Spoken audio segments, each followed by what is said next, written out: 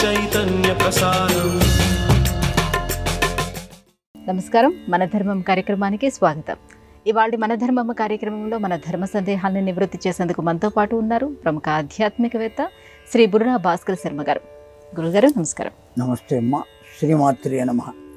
గురుగారు, నిత్య కర్మ నైమిత్తిక కర్మ అంటే ఏమిటి? మన సనాతన ధర్మంలో వీటిని ఎలా విశ్లేషించుకోవాలి? అసలు ముందు సనాతనమైనటువంటి ధర్మం ఏమిటి అనేటువంటిది ముందు వేయవలసిన ప్రశ్న. సనాతన ధర్మం, సనాతనము అంటే శాశ్వతమైనది అని అర్థం. పూర్వకాలం నుంచి వచ్చింది అని కాదు. సనాతనము అంటే శాశ్వతమైనది. శాశ్వతం అంటే దానికి వినాశనము ఉండదు. అటువంటి ధర్మం ఏదైతే ఉన్నదో అది సనాతనమైనటువంటి ధర్మం. ఈ సనాతనమైనటువంటి ధర్మంలో నిత్య ధర్మం, నైమిత్తికమైనటువంటి ధర్మం. నిత్య ధర్మం అంటే నిత్యము అలు రెండిటికి కొద్దిగా తేడా ఉన్నది. నిత్య ధర్మం వేరు, నైమిత్తిక ధర్మం వేరు. నిత్యము ప్రతి మానవుడు ఆచరించవలసినటువంటి ధర్మములు 5 ఉన్నాయి. ఈ 5 ధర్మాల్లో అనేక రకాలైనటువంటి విషయాలను పొందుపరిచి ఋషులు మనకు అందించారు. ముందుగా ఋషి తర్పణం, ఆ ఋషి రుణం తీర్చుకోవటం, దైవ రుణం, పితృ రుణం, మాతృ రుణం, ఆ తరువాత మానవ రుణం. ఈ 5 రకాలైనటువంటి రుణములను తీర్చుకోవడానికి అతడు ప్రయత్నం చేయాలి. ఇది నిత్యము చేయవలసినటువంటి పని. నైమిత్తికమైనటువంటి ధర్మములు అంటే మానవ ధర్మంలో జీవితంలో అతడు కనీసం ఒక్కసారైనా యజ్ఞయాగాది క్రతువులను ఆచరించాలి. అంతేకాదు దాన ధర్మములను ఆచరించాలి. కేవలం మనిషి తరించడానికి ప్రధానమైనటువంటి ఆధారం దానము, ధర్మం. ధర్మం అంటే ఆచరింపబడేది, దానము అంటే చేయబడేది. ఈ రెండిటిని కూడా ఆచరించడం అనేటువంటిది నైమిత్తికమైన. కనీసం జీవితంలో ఒక్కసారైనా అతడు దాన ధర్మాలు ఆచరించకపోతే నైమిత్తికం చెడిపోయినట్టు. నైమిత్తికం అంటే నిమిత్తముగా చేయునవి. దేనికి నిమిత్తంగా చేయునవి అంటే ఓ వివాహం చేస్తున్నాం, లేదు ఒక ఉపనయనం చేస్తున్నాం, ఆయా సందర్భములలో చేయవలసినటువంటి కర్మలన్నీ చేయటాన్నే నైమిత్తికము అని అంటాం. నిత్య ధర్మాలు వేరు. ఒకానొక కార్యాన్ని నిర్ణయించుకుని ఆ కార్యాన్ని అనుసరించి చేయవలసిన ధర్మములన్నీ కూడా నైమిత్తిక ధర్మములు, నిమిత్తమైనటువంటివి.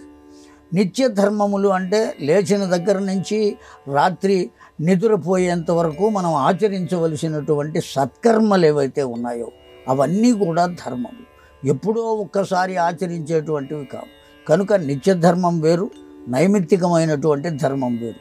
ఈ రెండు కలిసి ఆచరించినప్పుడు కలిగేటువంటి ఆనందము యొక్క స్థాయి భావం ఉంటుందే, అది సనాతనమైనటువంటి ధర్మం, భారతీయ సనాతన ధర్మం. గురువుగారు, మనకున్నటువంటి ఆశ్రమ ధర్మాలలో గృహస్థాశ్రమ ధర్మం కూడా ఒకటి. దీని యొక్క ప్రత్యేకత ఏమిటి? 4 ఆశ్రమాలు చెప్పబడుతున్నాయి మనకు ప్రకటంగా. 4 ఆశ్రమ ధర్మాలలో బ్రహ్మచర్యం, గృహస్థాశ్రమం, వానప్రస్థం, సన్యాసాశ్రమం. 5వది కూడా ఉన్నది, అవధూత ఆశ్రమం అంటారు. ఇప్పుడు ఎవ్వరూ లేరు కనుక 4 ధర్మాలే చెప్పబడుతున్నాయి. అయితే ఇందులో అత్యంత ప్రత్యేకమైనది, విలువైనటువంటిది, తురీయమైనటువంటిది కూడా గృహస్థాశ్రమం.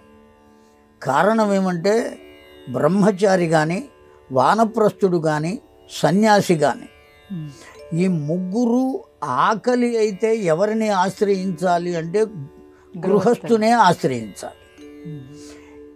బ్రహ్మచారి దగ్గరికి వెళితే అన్నం పెట్టలేడు, వానప్రస్థుడి దగ్గరికి వెళ్ళినా పెట్టలేడు, సన్యాసి కూడా ఎక్కడికో వెళ్ళవలసిందే. కనుక ఎవరు పెట్టగలరు అంటే గృహస్థు మాత్రమే పెట్టగలరు.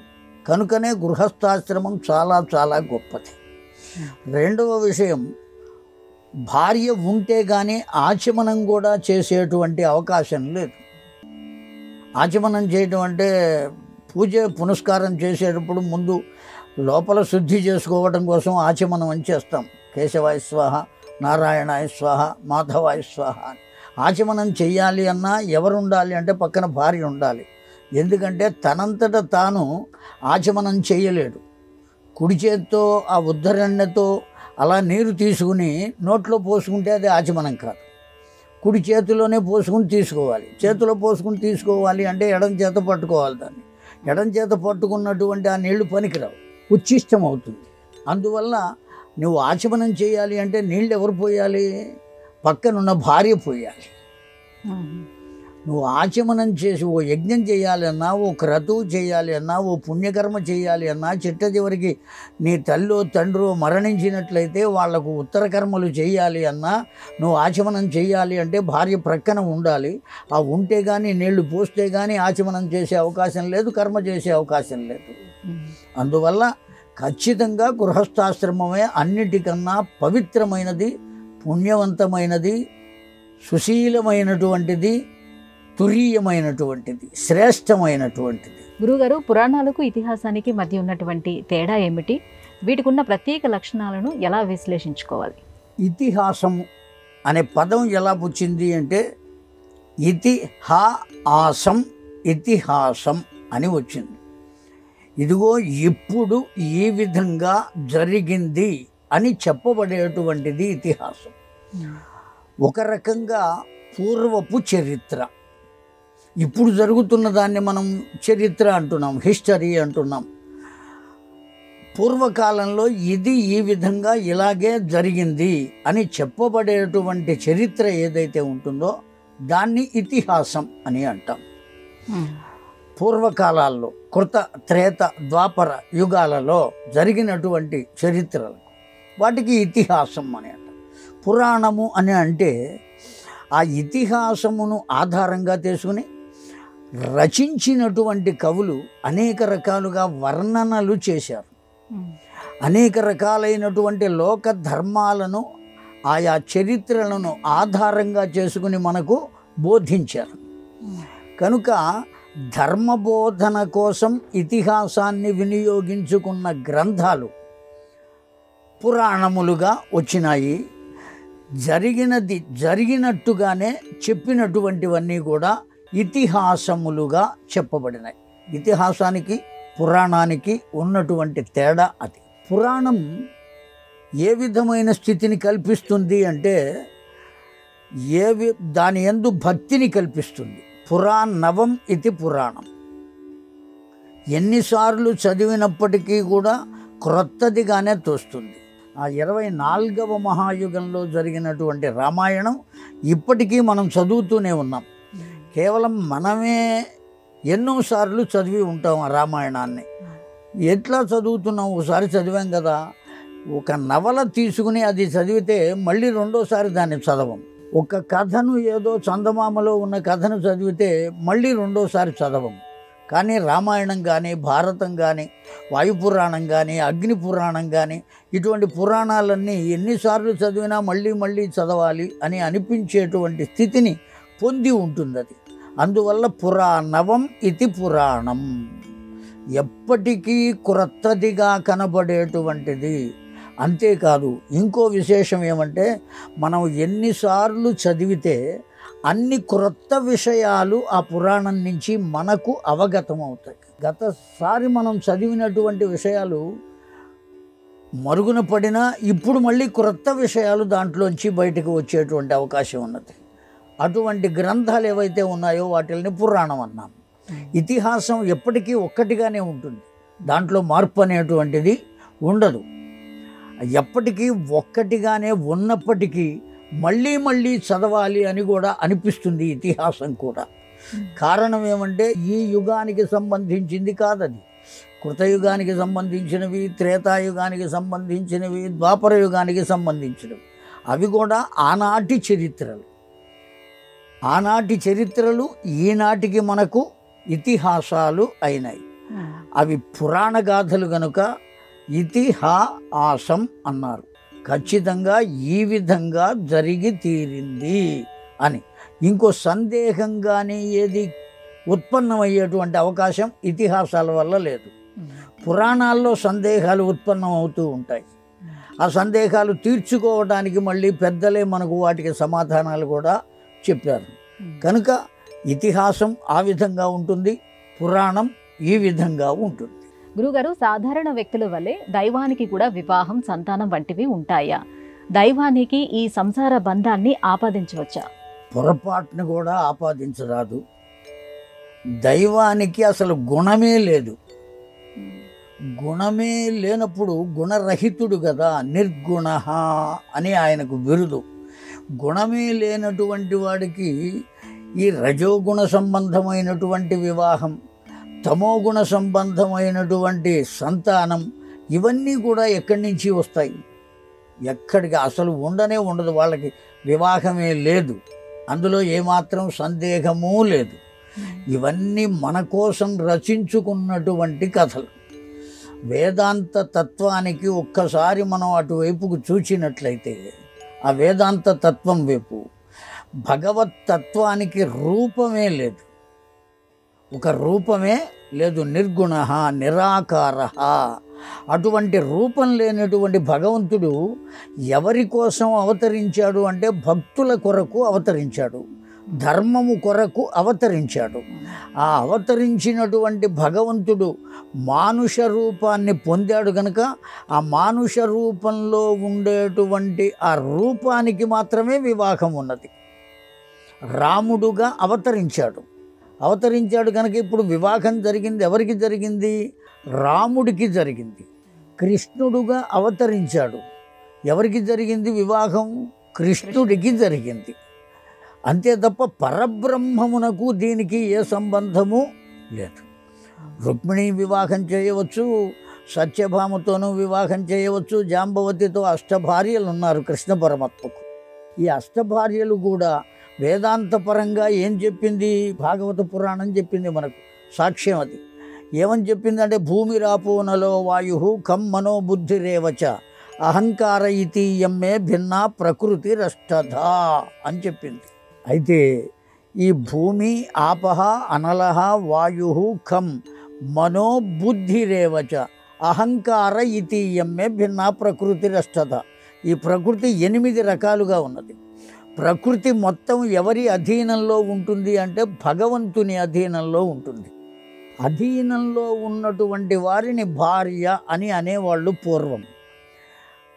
భర్త యొక్క అధీనంలో భార్య ఉంటుంది గనక ఈ అధీనంలో ఉన్న ప్రకృతి 8 భాగములు ఆ పరమాత్మ అయిన కృష్ణునకు అధీనంలో ఉన్నాయి గనక ఆ 8 ప్రకృతి భాగాలను 8 మంది భార్యలుగా చెప్పారు. అంతే తప్ప వాస్తవానికి కన్ను, ముక్కు, చెవులు, కాళ్ళు ఉన్నటువంటి రూపాలు కావు అని భాగవత గ్రంథం మనకు ప్రత్యక్షంగా చెబుతున్నది. కథాపరంగా మాత్రం 8 మంది భార్యలు ఉన్నారు అని భాగవత పురాణమే చెప్పింది. కనుక ఒక రూపాన్ని పొంది వచ్చిన భగవంతునికి సంసారం ఉన్నది, సంతానం ఉన్నది. అసలైనటువంటి ఆ పరబ్రహ్మమునకు మాత్రం లోకమంతా సంసారమే. ఈ లోక నిర్వహణయే సంసారము. పుట్టబోయడి బుల్లి బుజ్జాయి కోసమై పొదుగు గిన్నెకు పాలు పోసి కలికి వెన్నెలలూరు చెలువ దోషిళ్లతో లతలకు మారాకులతికి అతికి పూల కంచాలలో రోలంబములకు రేపటి భోజనము సిద్ధపరచి తెల్లవారకుండ మొగ్గలలోన జొరబడి వింతల రంగులు వేసి తీరికే లేని విశ్వ సంసారమందు అలిసిపోయితివేమో దేవాదిదేవా, ఒక్క నిమేషము కన్ను మూయుదువుగాని రమ్ము తెరచితి నా హృదయ కవాటము తలుపు అన్నాడు ఓ భక్తుడు. కనుక రూపాన్ని పొంది వచ్చిన భగవద్ రూపం ఏదైతే ఉన్నదో వాళ్లకు వివాహం ఉన్నది, సంసారం ఉన్నది, సంతానం కూడా ఉన్నది. అసలైనటువంటి పరబ్రహ్మతత్వం ఏదైతే ఉంటుందో సంసారంతో సంబంధం లేదు, సంతానంతో సంబంధం లేదు. ఈ రూపాన్ని పొంది వచ్చిన భగవంతునికి కూడా ఆ సంతానము సంకల్పమాత్రం చేత కలిగిందే తప్ప సామాన్యమైనటువంటి మానవులకు ఏ విధంగా సంతానం కలుగుతుందో ఆ విధంగా సంతానం కలుగుతుంది అనేటువంటి ఆలోచన ఉండరాదు, లేదు అని ఖచ్చితంగా చెప్పవచ్చు. గురుగారు, అష్టాదశ పురాణాల్ని, మహాభారతాన్ని రచించిన వ్యాసుడికి ఎన్నో పేర్లు ఉన్నాయి. అటువంటి వ్యాసుడిని నారాయణుడి పుత్రుడిగా ఎందుకు వ్యవహరిస్తారు? వాయుపురాణంలో చెప్పబడినటువంటి మాట ఇది. అక్కడి నుంచి తీసుకున్న ప్రశ్న ఇది. అయితే ఒకానొక సందర్భంలో నారాయణుడు తపస్సు చేశాడు, దివ్యమైనటువంటి తపస్సు. ఆ తపస్సు చేసినప్పుడు భోహో అని బిగ్గరగా ఒక కేకను వేశాడు. ఎప్పుడైతే కేక వేశాడో అప్పుడు దివ్యమంగళమైనటువంటి రూపం వచ్చింది. ఇక్కడ మనం ఆలోచించవలసింది ఏంటంటే సృష్టింపబడింది అనకూడదు, ఆ రూపము వచ్చింది అనాలి. ఉన్నదాన్నే పిలిచాడు. భోహో అంటే ఓయి అని అర్థం. మిమ్మల్ని నేను పిలవాలి అంటే ఉంటే పిలవగలుగుతానా లేకుంటే పిలవగలుగుతానా? ఉంటేనే పిలవగలుగుతాం. కనుక ఉన్నటువంటి వారినే భోహో అని బిగ్గరగా పిలిచాడు. ఎప్పుడైతే పిలిచాడో ఓ దివ్యమంగళ రూపం వచ్చింది. ఆ వచ్చినటువంటి రూపానికి నారాయణుడు ఒక మాట చెప్పాడు. నీవు పరాశరుని యొక్క శక్తి వల్ల సత్యవతి అనబడేటువంటి ఆమె గర్భమునందు సద్యో గర్భమునందు అవతరించి వేద విభజన చేసి అనేక పురాణములను అందించి లోకానికి ఉపకారము చేయవలే అని ఆజ్ఞ ఇచ్చి పంపించాడు. నారాయణుడు భోహో అని ఒక ఆక్రందన చేయటం వల్ల వచ్చినటువంటి వాడు ఇక్కడ వ్యాసుడుగా పరాశరుని శక్తి వల్ల కలిగాడు కనుక ఆ వ్యాసుడు నారాయణుని పుత్రుడు అని కూడా చెప్పబడింది. ఆ విధంగా ముందు నారాయణుని ద్వారా వచ్చినవాడు కదా, అతడే పరాశరుని శక్తి వల్ల సత్యవతి గర్భాన అవతరించాడు మరలా. ఆ కారణం చేత వ్యాస భగవానుడు నారాయణ పుత్రుడు అని చెప్పడంలో ఏమాత్రం దోషం లేదు. గురువుగారు, బ్రహ్మచర్యము అంటే వివాహానికి పూర్వస్థితి అయినా లేక ఇంకా ఏదైనా అర్థం ఉందా దీనికి? బ్రహ్మచర్యము అంటే నిరంతరము బ్రహ్మయందు చరించువారు ఎవరో అతడు బ్రహ్మచారి. ఇది మొదటి భావం. బ్రహ్మయందు చరించడం అంటే పరబ్రహ్మం, నిర్గుణ, నిరాకార, నిరంజన, నిర్వికార, ఈ విధమైనటువంటి బిరుదులు ఎవరికైతే ఉన్నాయో ఆ తత్వం ఏదైతే ఉన్నదో ఆ తత్వాన్ని పరబ్రహ్మం అంటున్నాం. ఆ పరబ్రహ్మయందు నిరంతర చింతన కలిగి బాహ్య ప్రపంచమునందు ఏ విధమైన ఆలోచన లేకుండా ఎవరైతే ఉండగలుగుతారో వారిని బ్రహ్మచారి అనాలి. కేవలం వివాహం కాకుండా ఉన్నంత మాత్రం చేత బ్రహ్మచారి అనేటువంటి అవకాశం లేదు. అనేక రకాలుగా మనస్సు స్ఖలనం కావచ్చు. బ్రహ్మచారికి కూడా అనేక రకాలైన ఊహలు పోహలు కలగవచ్చు. కర్మలు ఎప్పటికీ కూడా 3 రకాలుగా చెప్పబడినాయి: మనస, వాచ, కర్మణ. ఈ మనస్సు చేత కానీ, వాక్కు చేత కానీ, కర్మ చేత కానీ చేయకూడని కర్మలు చేసినట్లయితే అతడు బ్రహ్మచారి అయ్యేటువంటి అవకాశం లేదు. అతడు కేవలం వివాహం కానంత మాత్రం చేత అస్ఖలితంగా ఉన్నాడు అని చెప్పేటువంటి అవకాశం కూడా లేదు లోకంలో. కనుక అసలు కేవలం బ్రహ్మచారి అంటే నిరంతరం బ్రహ్మయందు చరించుటవాడు. సంసారి అయినవాడు కూడా బ్రహ్మచారిగా ఉండేటువంటి అవకాశం ఉన్నది. ఏ విధంగా చెప్పాలి అంటే సంసారంలో ఉన్నప్పటికీ కూడా అతడు చేసేటువంటి ప్రతి కర్మను కూడా భగవదర్పితంగానే కనుక చేసినట్లయితే అతడు బ్రహ్మచారిగానే ఉంటాడు. వాస్తవానికి హిరణ్యకశ్యపుడు కూడా బ్రహ్మచారి. అతడు ఏ కర్మ చేసినా నిరంతరము ఎవరిని తలుచుకున్నాడు అంటే భగవంతుణ్ణి తలుచుకున్నాడు. శత్రుత్వంతో భగవంతుణ్ణి తలుచుకున్నాడు. ఏ కారణం చేత అయినప్పటికీ ఆ విష్ణువు ఎక్కడున్నాడు, ఏం చేస్తున్నాడు, ఎప్పుడు కనబడతాడు, నేను ఎప్పుడు చూడగలుగుతాను, ఎప్పుడు యుద్ధం చేయగలుగుతాను. కనుక ఎవరి యందు అతడి చిత్తము నిలబడి ఉన్నది అంటే కేవలం భగవంతుని యందు ఆ చిత్తము నిలబడి ఉన్నది. అటువంటి అతడిని బ్రహ్మచారి అనాలి తప్ప కేవలం వివాహం కానంత మాత్రం చేత అతడు బ్రహ్మచారి కాదు. అది రూఢి అయిన అర్థం కాదు. గురువుగారు, సంస్కారాలు ఎన్ని విధాలుగా ఉన్నాయి? వీటి యొక్క ప్రత్యేకత ఏమిటి? మానవ జీవితం పరమావధి మోక్షమును పొందుట. ఈ మోక్షం పొందే అవకాశం 84 లక్షల జీవరాశులలో ఒక్క మనిషికి మాత్రమే ఉన్నది.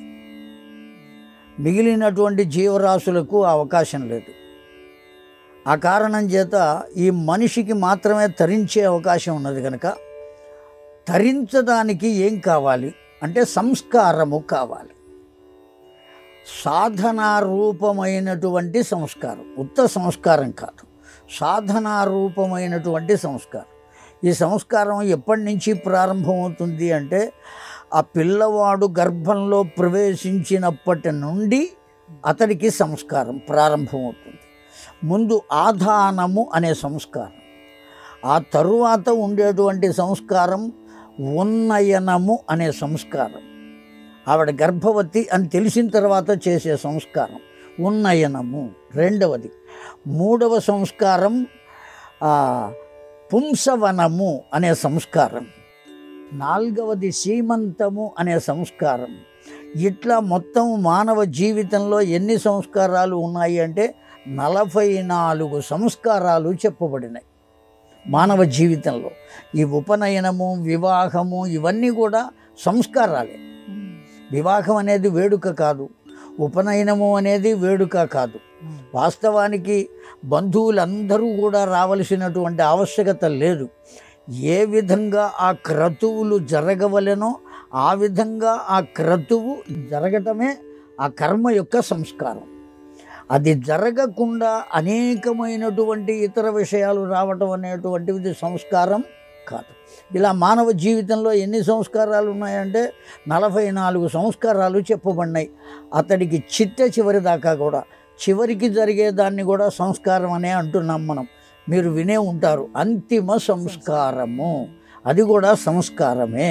కనుక ఈ కలి ప్రభావం చేత ఈ 44 సంస్కారాలు కూడా తరిగి పెద్దలు మనకు కొన్నైనా కనీసం వీడు ఆచరిస్తే సంస్కరింపబడతాడు కదా అనేటువంటి భావన చేత 16 సంస్కారములు రూఢిగా ఏర్పాటు చేశారు. షోడశ సంస్కారములు. ఆ షోడశ సంస్కారములు కనుక జరిగితే అతడికి దివ్యమైనటువంటి స్థితి కలుగుతుంది, సంస్కరింపబడతాడు. ఉపనయనము అంటే అర్థం ఏమిటి అంటే ఆనయనము అంటే చేర్చుట. అది ఎలా సంస్కారం అయిందో చెబుతున్నా నేను. ఆనయనము అంటే చేర్చుట, ఉప అంటే సమీపే అంటే దగ్గరకు చేర్చుట. ఎవరి దగ్గరకు చేర్చుట? పంచశీర్ష ఉపనయనే. పంచశీర్షుడైనటువంటి వారు ఎవరైతే ఉన్నారో ఆ భగవంతుని వద్దకు ఈ పిల్లవాణ్ణి చేర్చుట, ఇది ఉపనయనము అంటే. అంతే తప్ప మూడవ కన్ను అని కాదు అర్థం. ఆ ఉపనయనం చేసుకోవడానికి వీడు ఎక్కడికి చేరుకోవాలి అంటే భగవంతుడి దగ్గరికి చేరుకోవాలి. ఆ క్షణం నుంచి వాడు వేదాధ్యయనం చేసే అర్హత పొందుతాడు. ఆ వేదాధ్యయనం ద్వారా భగవంతుని వద్దకు చేరుతాడు. అది సంస్కారం. వివాహానికి కూడా అట్లాగే సంస్కారం. చివరికి తలపురాలు పోసేటువంటి సమయం వస్తుంది.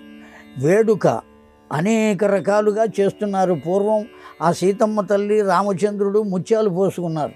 జానక్యాః కమలామలాంజలిపుటేయాః పద్మరాగాయితాః న్యస్తా రాఘవ మస్తకే చ విలసత్ కుందప్రసూనాయితాః స్రస్తా శ్యామలకాయ కాంతికలితా యా ఇంద్రనీలాయితాః ముక్తాస్తా శుభదా భవంతు భవతాం శ్రీరామ వైవాహికాః అని శ్లోకం చెప్పబడింది. ఆ ముత్యాలు ఎలా మారినాయో చెప్పబడింది.